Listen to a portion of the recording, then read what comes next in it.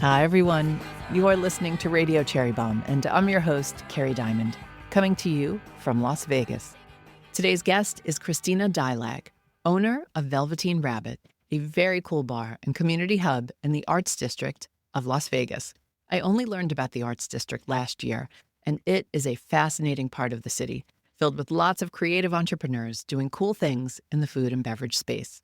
Christina is also the author of Tiny Little Boxes, How to Cope with Existential Dread by Way of Ice Cream and Other Means.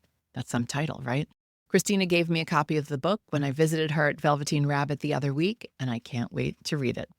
She and I talk about the reasons she opened her bar, why she wrote that book and gave it that title, the spiritual side of Las Vegas, and the cocktails, mocktails, and vibe at Velveteen Rabbit. Of course, Christina and I talk about the children's book that inspired the name of her establishment. I loved The Velveteen Rabbit growing up, and I am sure it's a special book for lots of you as well. Speaking of Las Vegas, Team Cherry Bombe and I will be there in just a few days for an International Women's Day celebration. We're hosting a fun party at Velveteen Rabbit on Friday night the 7th. Think terrific cocktails and mocktails, tarot card readings, and food trucks. Then Saturday at Encore at the Wynn, we have a special networking breakfast and panel conversations with some of the women shaking up the culinary scene. Then Saturday night, there's dinner at the brand new Gelina at the Venetian. Tickets are on sale at cherrybomb.com right now. You can buy tickets to the individual events or a weekend pass. We would love to see you there. Today's episode is presented by Las Vegas. The city is a culinary playground where innovation, global flavors, and unforgettable experiences collide. From its vibrant food halls featuring renowned coast-to-coast eats to elevated fine dining concepts with world-renowned chefs, Las Vegas redefines gastronomic excellence. In 2025, Las Vegas continues to prove itself as a must-visit destination for food lovers, offering something extraordinary for every palate. There's Casa Playa at the Wynn, where Chef Sarah Thompson and her team create dishes inspired by coastal Mexico. Sarah was just named a James Beard Award semifinalist for Best Chef Southwest. Congratulations, Sarah. Pinkies by Vanderpump is a new concept from the former star of The Real Housewives of Beverly Hills and restaurateur Lisa Vanderpump that opened at Flamingo, Las Vegas this past December. They offer distinctive dishes and statement cocktails that translate into Instagrammable moments for guests. You know, I love a little IG moment. And last but definitely not least, Cote, that's C-O-T-E, known for its dynamic fusion of Korean barbecue and American steakhouse, is set to open its first West Coast location at the Venetian Resort Las Vegas this summer. You've heard from Cote Beverage Director Victoria James on past episodes of our show, and you know she is the bomb. She and the team at Cote are crushing it, and I am sure this location is going to be very special. The Las Vegas culinary scene is clearly on a roll. Plan your visit at visitlasvegas.com. Now, let's check in with today's guest. Christina Dylag, welcome to Radio Cherry Bombe. Thank you so much for having me. I'm so excited. excited. Oh, I'm so excited too, because when we were here last year and we had our event, you were so awesome and came by, but I didn't get to talk to you that much. It was toward the end, someone's like, the Velveteen Rabbit girls are here. I was like, where? And of course, you two have such great style. Thank you. You two definitely stand out, so I found you Thank in you that so crowd. much. The first thing I want to ask you, listeners will probably guess what my first question is going to be, but your bar is named for one of the most beloved children's books, The Velveteen Rabbit by Marjorie Williams. Why did you and your sister pick that name? Well, it's something that kind of just came to me, to be honest. And then I found out after that it was my sister's favorite childhood book growing up. And it really evokes a sense of nostalgia that I wanted the space to also possess. It's interesting, too, because the story parallels the story of the building in that before we acquired it, it had been burned down. And so it more or less rose from the ashes. Some of the textures on the wall are burned from the fire, and we just captured that. I have a copy of the book that I'd totally forgotten about that in high school, a friend Craig gave me. And I need to find it in my bookcase and look at it again. I think he's even put a little inscription in it. But I haven't looked at the book since high school, and I'd kind of forgotten the story, so I went on Wikipedia and looked at the synopsis. I'd forgotten. It's heavy. It really is. I actually revisited the story again because, you just kind of forget, and then it comes up. It's interesting how, again, I felt like the story has brought even more meaning with time in that, like, where we started and now the evolution of Velveteen Rabbit and where it is now, it feels like it's just another iteration of it and bringing even more meaning that I didn't necessarily think of when we first opened. So it's a really special story, yeah. In case people don't know the story, do you want to sum it up for them? Yes, essentially, a child has a lot of toys, and this rabbit in particular that he just loves and loves so much that it becomes worn. And then, unfortunately, the child contracts scarlet fever and has to burn all of the toys. And then the rabbit more or less rises from the ashes and becomes a real rabbit.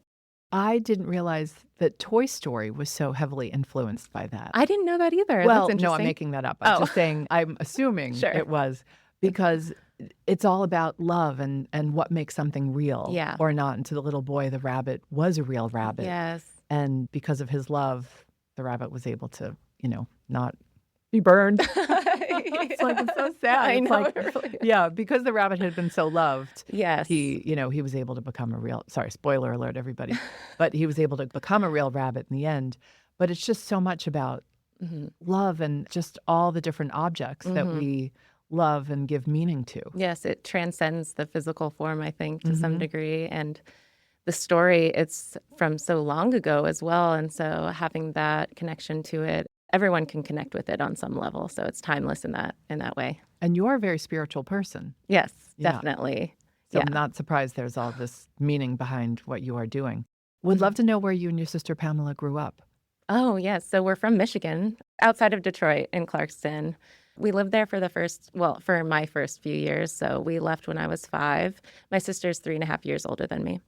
And then we lived in Arkansas for a few years. Oh, Arkansas, which Little part? Rock. And then, we came to Vegas. So been here on and off since 97. Did the family move here? Yes, or? the family. Yes. Okay. So Why Vegas? my dad just had a job here, and he would always go where opportunity was. So he worked in hospitals, so hospital administration. At the time, Vegas was really being put out there as a family-friendly city. So we all came here at that time. And you stayed. And we stayed, But you went away for college. Yes, I went to college in San Diego. I went to USD out there.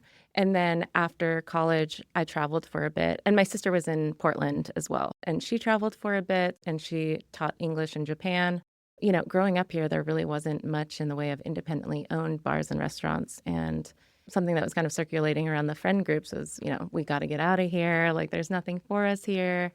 When we went to different cities, and then in addition to our travels, we just got very inspired and then decided to open a bar. Well, you are part of a whole movement in the Arts District of Las Vegas. Some folks might not even know there's a part of the city called the Arts District. What distinguishes it? Well, the Arts Factory was definitely a central focus of the Arts District for a very long time. And growing up here, it felt so far away, and there's so much of mystique around it.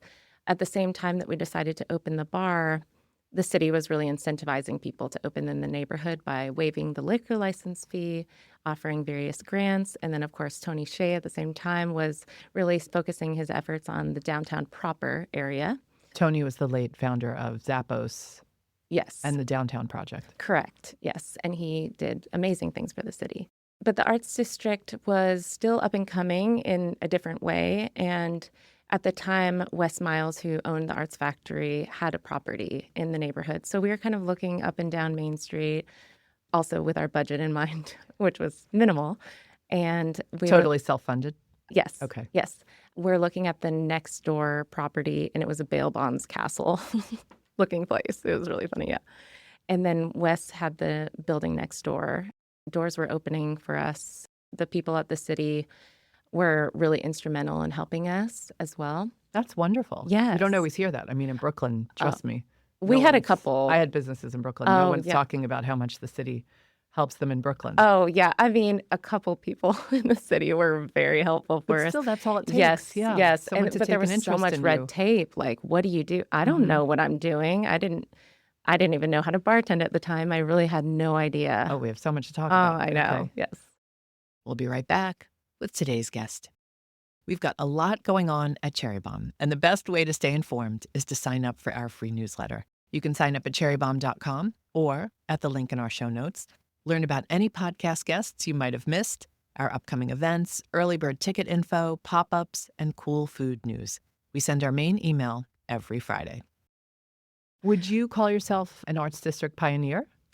Yeah, I would. I think we lit a flame, I would say, especially because we were young and we didn't know what we were doing legitimately when we first opened. I think people looked at us and said, hey, if they can do it, so can we. It was different for Vegas as well, I would say. So it really allowed for different doors to open for other people. It's definitely been a part of the evolution of the Arts District, and I'm so proud to be a part of that. It seems like it's a very vibrant, happening part of town now. Yes, definitely. It's so multifaceted. There's so much going on, and Commerce Street becoming more of a shopping destination. And the walkability is so much better than it was like 10 years ago, 12 years ago. So yeah, it's come a long way, and it's so interesting to be a part of it and to see it kind of happen around you. You threw something out there that we have to jump right to that. You opened Velveteen Rabbit and you weren't a mixologist? No. What? No, I could not get a job as a bartender. I was also very shy, so that had something to do with it, I think. Wait, did you want a job as a bartender? I tried, yeah. Okay. So you were an aspiring mixologist? Yeah, yes, I was, just because, well, I had worked in the industry. So it's not that I didn't have any experience whatsoever. Tell us what your experience was. So I had always hostess, and then I was bussing. I worked at Market in Del Mar outside of San Diego for a couple of years, and that was eye-opening for me. Yeah, just different bars and restaurants. And I worked at Downtown Cocktail Room for a little bit, as did my sister, and that was really inspiring as well. What is that? It's no longer open. It closed this year, but... In Las Vegas? Year? Yes, Okay. yes, in downtown. And it was one of the very first craft cocktail bars in Las Vegas. They had an innovative program as well, so it was really cool to see how they did things. But yeah, I could not get a bartending job, so I was largely self-taught. And Why didn't people want to hire you? You'd have to ask them. I'm not sure. Probably the lack of experience had something to do with it in that specific role, I would say. Yeah, I was self-taught, so I spent a lot of time like mixing things up, reading books, bar smarts, that kind of thing. And then the first day of bartending was the day we opened. Fake it till you make it, I guess. No kidding. No kidding. Who were some of the people you looked to for information or inspiration? That's a good question. David Wondrich was a big one. Just a lot of different people in the city as well. Marina, Marina. Yeah. From the Win. Yes, and Cosmo at the time. So seeing the program at Vesper Bar was really cool, and Chandelier Bar, and I have so much respect for her. So yeah, that was a big one for me as well. And it sounds like you and your sister have taken bits and pieces of your personality and your travels and put them into the location. Definitely. Because when you said that your sister had spent time in Portland, Oregon, and then Japan, I could see a little bit of that. Yeah, definitely. I think it all kind of blends together, so it's hard to know for sure. But we were always on the same page as far as the aesthetic, sourcing different things, creating a feeling within the environment and the atmosphere. At one point, we had chandeliers made out of Buddha bottles, the beer. So we had a party and drank a bunch of Buddha bottles. It's like, okay, this is an affordable way to create something kind of cool in here. And we had to really be artistic and creative with some of the design elements just because of the budget. I did read, though, that you did not say you opened it because you couldn't get hired by anyone else. You said one of the reasons you wanted a bar was because you really wanted to be a writer, but you didn't want to have to write for money. Yes. You wanted to make money a different way so you could write what you wanted. Yes, that was a huge motivating force for me. I wanted to create something that allowed for creative freedom, which Velveteen Rabbit has done, and creates a financial foundation for me. And from there, I could really create on the side without having to really worry about it, creating something that I'd have to live off of. Did that backfire? It's really hard owning your own business. It took a few more years than I had anticipated, but then I was able to write a book after that. You did. We're going to talk about that book. Yeah, and it's parlayed into other avenues as well. Why did you and your sister decide to go into business together? Well, when I came up with the idea, she was definitely in mind for me. It just seemed right, like that we could make this happen and that we would be on the same page, that we would really trust each other, like she won't fuck me over. Same, Family. vice versa. Yeah, family. Which, there are so many different dynamics with any business partner. It just really aligned for us. Yeah, it just made sense. Do you balance each other out in terms of your skill set? Yes, definitely. Now I'm on my own, so my sister's doing something different Oh, she now. is? Oh, I Yes. didn't realize that. Yes. Okay. So it's just this last year that I took it over on my own. So she's doing something new. She has another little space and she's doing like astrology readings. Oh, wait, tell us. I know some people, maybe present company Yeah. included, who might want to go. Oh, absolutely. She's so good. She has a lot of different modalities that she utilizes. She does energy work and tarot readings, Is it astrology. under her name? Venus Rose Coven. Yes. Okay. And does she have a shop? So she has a space lease within Cinnamore, which is a store on Commerce Street, really close to Velveteen Rabbit. And so she's created an entirely new environment in there. It's really beautiful. It's great for little bachelorette parties and smaller group gatherings where she can do more of a ceremony. She also does tarot readings on Wednesdays at Velveteen. So, Oh, okay. How has it been for your relationship not working together 24/7? it's good. I think for me, we just had different ideas about the longevity of Velveteen Rabbit and what that would look like long term. Because it was my idea at the beginning, I always saw, like, what if this was a staple in the arts district for as long as we, are around, and how cool would that be? I think she just, wants to explore something else, and that's beautiful as well. And we own the property, so we both now still own it together. So she still has a vested interest. Tell us what visitors to Velveteen Rabbit can expect. Definitely a unique experience with innovative cocktails, more of an experiment. We also do a lot of custom cocktails. So whatever your palate is, express that to the bartender or the server, and we can create something uniquely just for you. I'm also very much about the experience as a whole. So the playlist, I hand select every song. What are some goodies on the playlist? Oh, I love playlist snob. Afrobeat, some more experimental songs, indie rock. I love Glass Beams, soul, Motown. How are your mixology skills these days? Well, I'm more behind the scenes these days, but I do contribute to the menu. I love to guide the menu. We always have a sort of format for each menu, but I love to help inspire the bartenders and help them to kind of create their creations. That's really fun for me these days. But I do have a few cocktails on our current menu, and then I'll have one on the next menu. It just kind of depends what holes we're trying to fill with every menu. That's my favorite part about Velveteen, is the seasonal menus and being able to really guide those. What should I order tonight when I come? Well, I heard you love non-alcoholic I love cocktail. a mocktail. Yes. I love a champagne cocktail. Oh, excuse me. Yeah. Yes. So I switch it up. I love it. I think you'll really like Midnight Idol. It's a take on a Ramos Gin Fizz, but it's non-alcoholic. The base is verjuice. And then we have a fig and chamomile syrup, lime, coconut milk, Beautiful. aquafaba. It's vegan, and I think you'll enjoy it. Okay. How about if I'm drinking? Oh, drinking. Okay. Well, we have so many good ones. The Omerta. I want one that you came up with. Okay, yes, I came up with this one Okay. too. Omerta, it's a gin-based cocktail with stone pine liqueur and a plum and saffron oxymel. It has a side of mascarpone. Really? Yes. A side of? Just on a little spoon. Oh, that's so you take a little interesting. bite and then you take a sip. Okay. I Yeah. like that. It's a fun one. I did my homework. That is on your Viva Las Vegas portion of your menu. It is. Tell us what that part of the cocktail menu is all about. Yes, so little nods to Vegas history. The Omerta is a nod to the mob. It means basically a vow of silence, like don't rat out your homies, The menu, No snitches, right? Yeah, no snitches. The napkin has In Loving Memory from the Family on it, which was on Bugsy Siegel's grave after he was murdered. So it's kind of dark. And then, You don't seem like a dark. You're not a dark person. I can be. And then, this one guest was reading the napkin like, oh, that's so sweet. And, like, thinking it's from us. And then the bartender explained what it was, which I find really enjoyable. That is pretty funny. Yeah. Do you have food? We do not. Okay. No food. But you have food trucks? Oh, just for events. Okay. So we do a Okay. lot of wedding receptions these days, Got corporate it. events.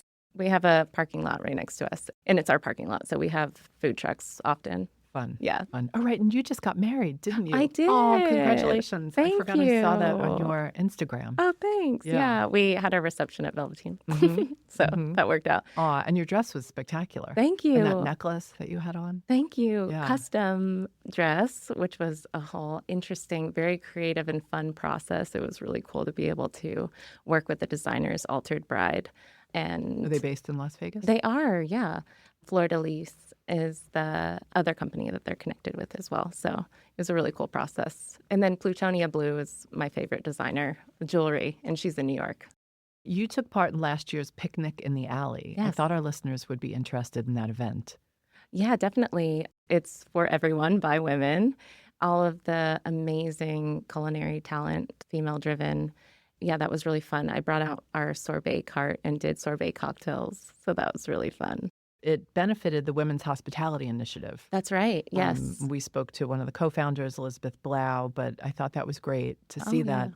What inspired you to get involved?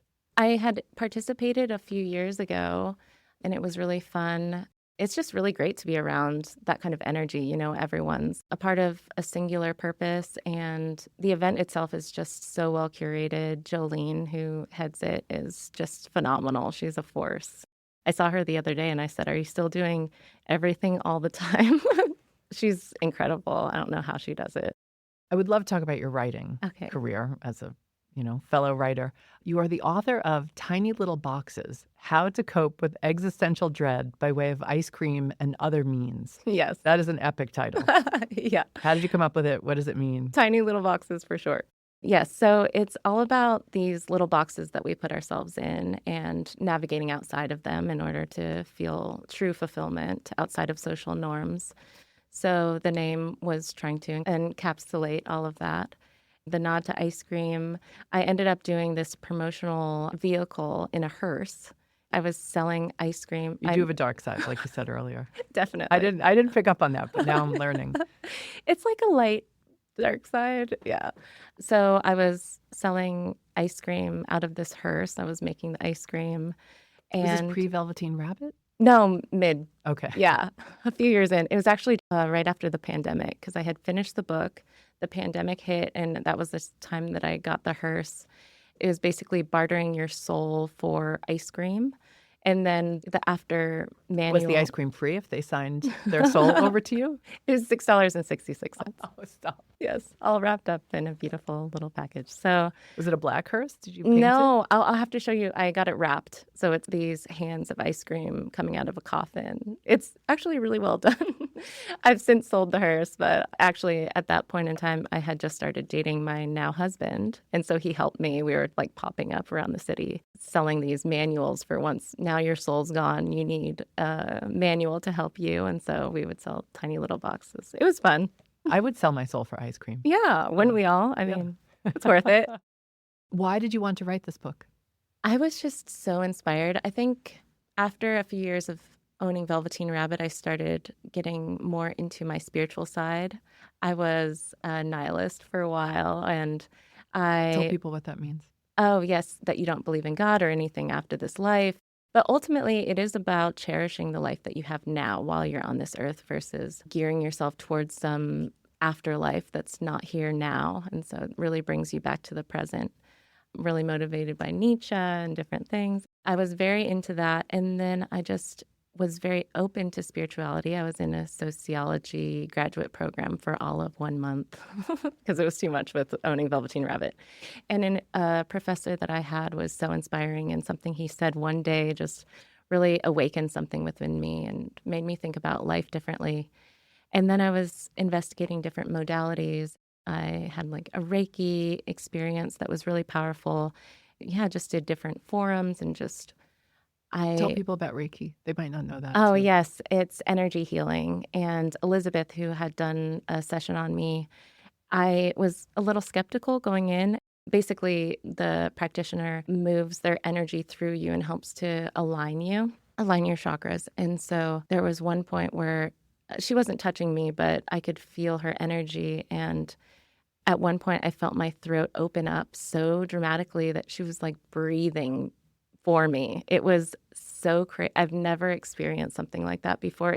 There was just so much credibility in that moment of like, this is not made up. And did you feel like you were open to it? Were you a Oh, little yes. skeptical? So you were open to it? Yeah, I was open. Yeah, I think you have to be to some Mhm. degree, even if it's a little bit, and just giving yourself into the moment. Is she a practitioner here in Las Vegas? She lives in Oregon now, I think. Okay. I don't know if she still goes back and forth. I think she does distance healing. Elizabeth Marshall, she does Reiki Uprising now. She's incredible. That moment just unleashed something within me. It was really amazing. And then just delving into different things, and I was like, oh, I really want to write this book. It's so clear to me. And so I wrote it within, I think, 6 months or something, and then self-published it. And then, Good for you. yeah. Where can people get it? On Amazon? Yeah, it's on Amazon. We also Is it sell at the it. Writer's Block? My favorite bookstore? You know, it is. It should be. I think I had it there at one point. It's probably still there. My favorite Vegas bookstore, in case you're wondering. It's incredible. It's also in the vending machine at Velveteen Rabbit. Oh, how cool. Why not? You know, Okay. so Maybe I'll get a copy tonight then. You could sign it for me. Yay. I'll give you one. You don't have to buy it. No, I'm happy. I'm happy to support, honestly.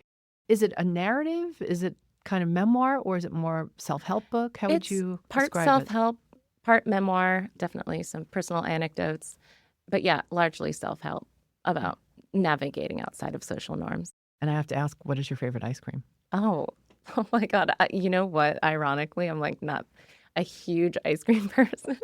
I love cookie dough ice cream, though. I will say there are times where I'm just like, I need this now. Yeah. You know what I'm a little bit of a sucker for? At least in Maine. I go to Maine in the summer.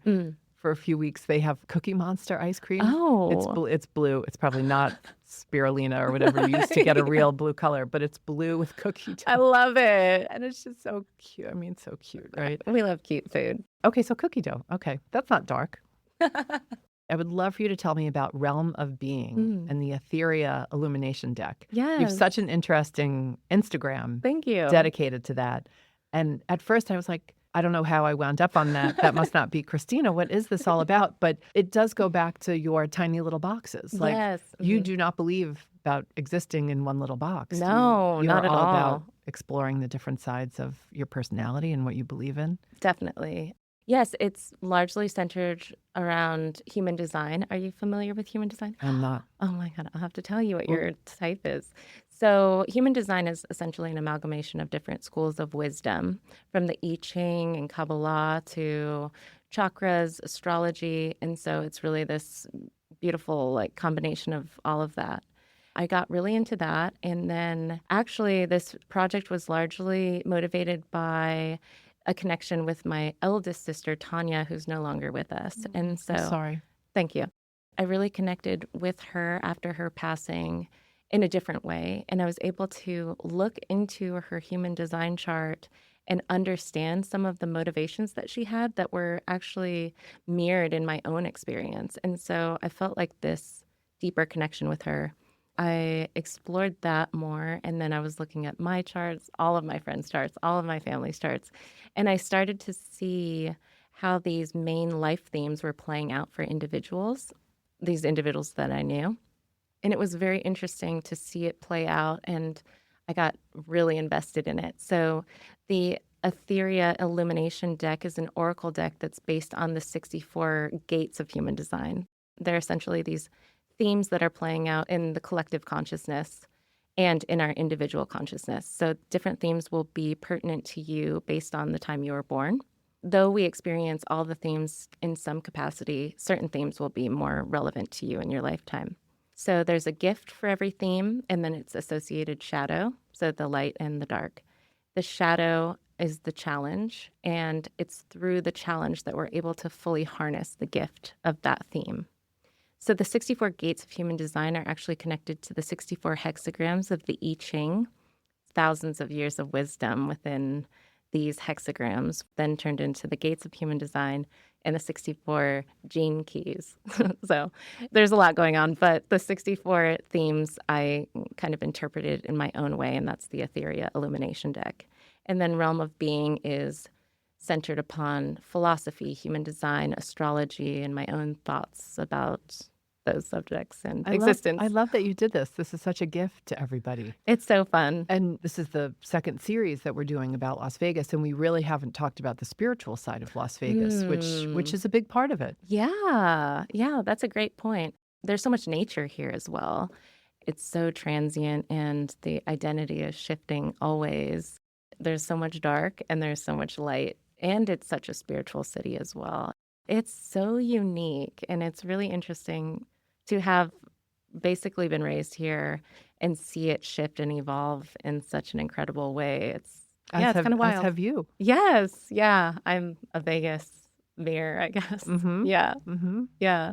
How does one teach themselves how to use the cards?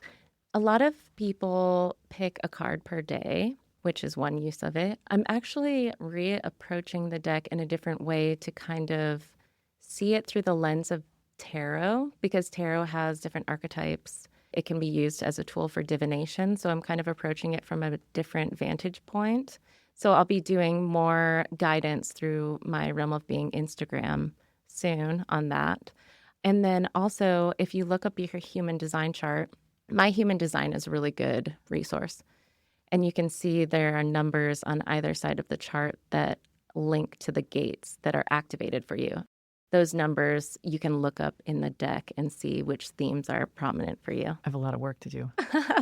It's an endless hole, rabbit hole. It's crazy. Like the Velveteen Rabbit hole. Yes, exactly. Yeah. Okay, a few more questions. Yes. Are you good at trusting your gut? Oh, yeah. Yeah. Have you always been? I think so. Yeah. I've always kind of marched to the beat of my own drum in that way. I think I trust myself a lot more now. I definitely don't. I don't know. I think we're all indoctrinated to a certain degree. When I was able to kind of see outside of that indoctrination, that was when I could really harness my own sense of freedom. But it's layered, right? Once you take off one layer and then you notice the other layers, we're always peeling away those layers. And I think that's an ongoing process for the entirety of our lives. Many more layers to come. Do you have a motto or a mantra? Do what you want. That's a good one. Yeah. Last question. You have to plan an epic night out on the town. Where would you go and who would you bring with you? Okay, well, I'm definitely going to go to dinner at Anima, the best restaurant. Oh, it's so good. I'm going to bring the chef from Pujol in Mexico City, Enrique Olvera. And then from there, I think we're going to go to the disco show. It's a newer show. I it's saw really the sign. good. At the link. It's so fun. It's an immersive disco experience. You're like on the dance floor. They had me at immersive disco, yeah. Yes. And then, of course, we're going to end at Velveteen Rabbit. Oh, of course, you have to. Yeah, we have to. What would you order there? Oh, a mezcal old fashioned or a gray whale dirty martini, which is my go-to at the moment. Okay. Well, that sounds like a fun night. Maybe Yes. I'll tag along. Yeah, please come. Yeah. Oh, well, it's so good seeing you again. You too. Thank you And so much. So excited to come back and do our opening event with you all in March. Yes, I can't wait. Yeah, that's going to be a blast. Thank you so much.